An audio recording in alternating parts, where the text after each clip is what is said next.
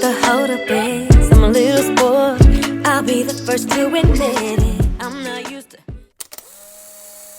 Another wood, another fire. He knows it belongs to the universal being talked about by his father.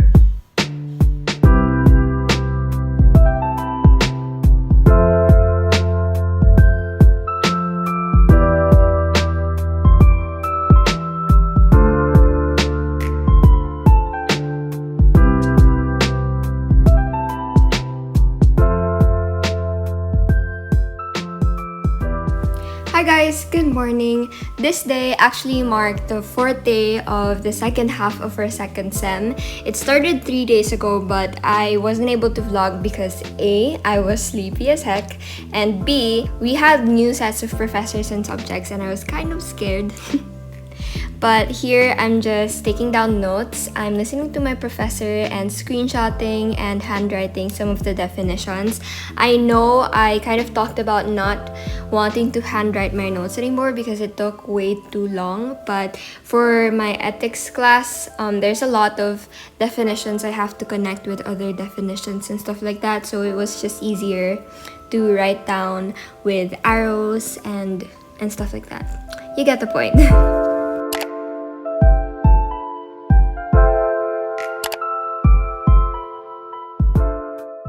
My next class starts around 10 a.m. and it's actually my second class for the day and my last one for the week, and it's called Lit 2 or Philippine Literary History. After this, I went to bed and fell into a deep sleep until 3 p.m. Oh my god. Ay, pag pumunta yan dito, mamamatay. Okay. Ang laland. Oh my god. Hi guys, good afternoon. It is currently 3:30. What? Ayan. It is currently 3:34 p.m. and I just woke up from a really long nap. That's usually what I do after super early online classes because I have class from 7 a.m. to 1 p.m. and that's non-stop, which is super draining. So what I do is from 1 p.m. to 3 p.m. I just give myself time to eat and sleep and rest and do whatever I want. And the moment I wake up, which is around 3 to 3:30, that's when I do my responsibilities, and that's what we're gonna do today. But first, ina-enjoy ko lang yung bahay ng lola ko kasi walang tao, and we're gonna get myself a drink.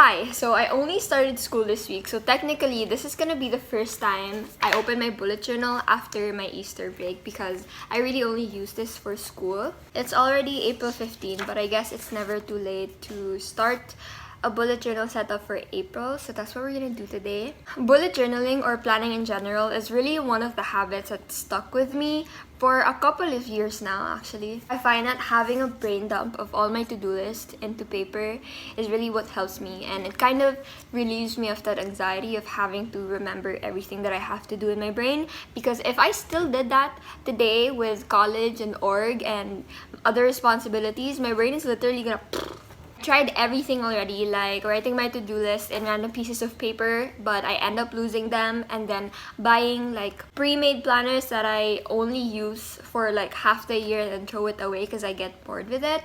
And bullet journaling is the one that stuck with me because I'm able to do what I need to do, which is planning, and also be creative with it and change up the setup and the design and all of that so I don't get bored. Speaking about effective habits, I also wanted to talk about ineffective habits, the one I wish I could stop and the ones I've already stopped, thankfully. I think this is really interesting because most of the time people talk about like the effective habits, but they don't warn you about the bad ones. So that's what I want to talk about today while we set up my bullet journal.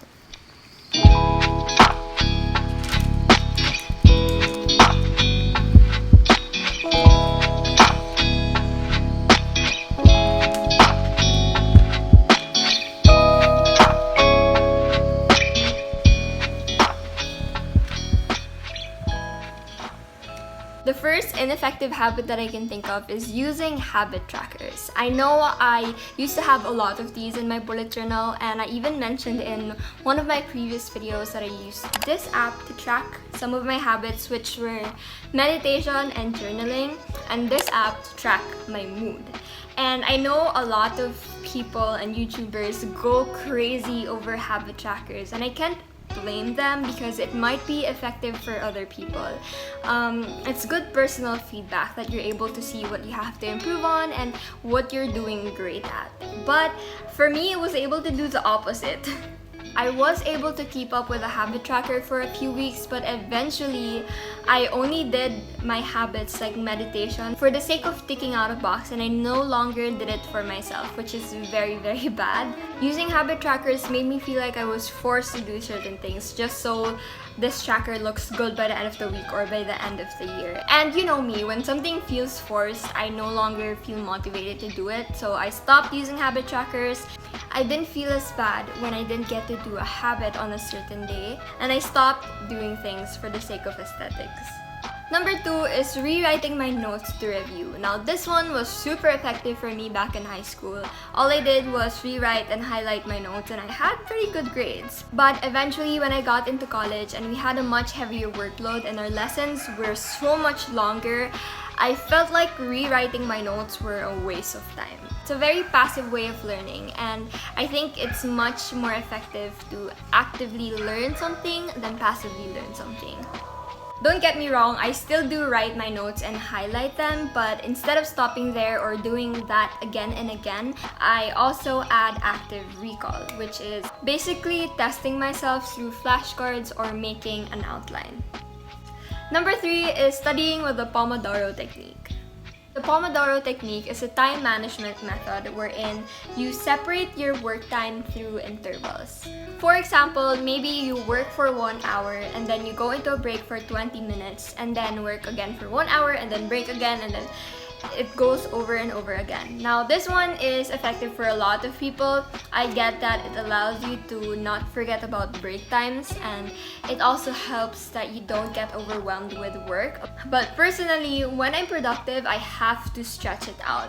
More break times for me means more chances to be distracted. I don't know if it's just how my brain works, but I find that it interrupts my brain processing, and when that happens, I either feel less motivated to go on with what I'm studying, or I'd have to study again. And lastly, number 4 is digital planning. Now this one I've tried before, and I love the creative freedom that it gave me. It allowed me to put pictures in my planner without having to print them. And also you can edit your schedule again and again without sacrificing your aesthetics. But with everything online and digital already with my classes, it kind of builds this chaos in my brain, and I crave for that separation between what I'm trying to organize, aka online classes, and my organizer, aka my bullet journal. Even though it does limit me a little bit on the creative side and being able to edit stuff, it allows me to have a physical copy of what I have to do, and it's a much more simple and organized way to organize the things that happens in my brain. Now, these study methods may be effective for some people, and heck, I might even think of doing them again in the future. But these are all based on my past experiences, and I just wanted to remind you guys that even though these study methods or habits are well known or popular, doesn't mean they have to work for you. The key is to find what works best for your brain. So this is my April setup. I started off with writing April, literally just April, with my very ugly handwriting, but I tried to keep it minimal because my subjects are a bit on the heavier side this sem. And my next page is my schedule for the second part of second sem, and I just have 2 subjects per day from 7 a.m. to 1 p.m. and I also indicated like my study time because I want to remind myself that after class, until that study time, I get to rest. If you're interested, here are my subjects. And moving on, the next page is a monthly calendar. I don't really have a lot of things on here yet, but this is where I'll keep track of my deadlines and stuff like that. Lastly is my weekly setup. Now this one is blank because I started I just started today and it's already Thursday. So I don't know what I'm gonna do with that yet. But basically what will happen is I have these vertical spaces for each day of the week, and the top part is for my to-do list, my important to-do list, and then here I'll put my schedule for the day, and at the bottom I just have notes. Regard, c'est la grande arme de la coquetterie vertueuse, parce qu'on peut tout dire avec un regard, et puis après on peut toujours nier ce regard-là.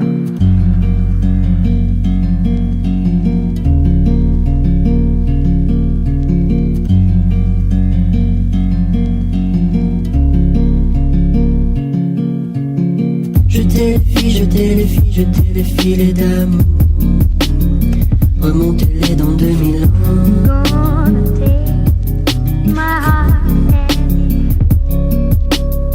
Les mains se serrent, les mains se serrent, les mains se serreront fort sous un soleil de papier d'eau.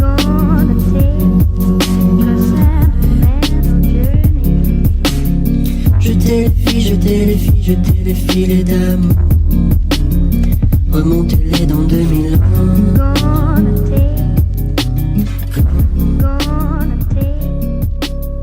Si c'est la fin, si c'est la fin, si c'est la fin des remords. 1, 2, 3, funk it.